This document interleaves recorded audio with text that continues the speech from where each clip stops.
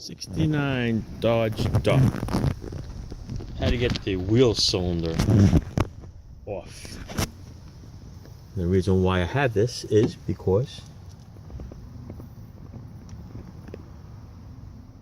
check out that brake line.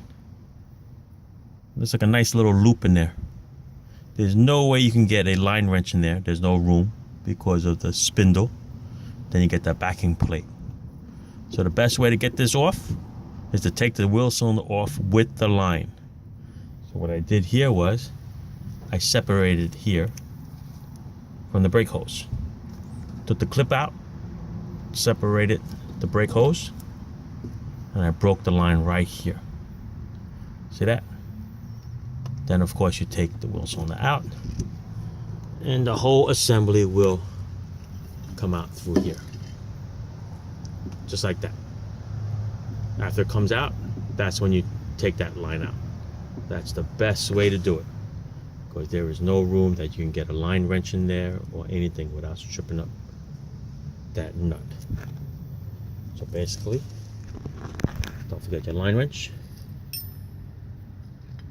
5/8 was the last time you used this tool. This works great for the bolts in the back by the wheel cylinder. Right, 5/8 for the hose, 3/8 for the line.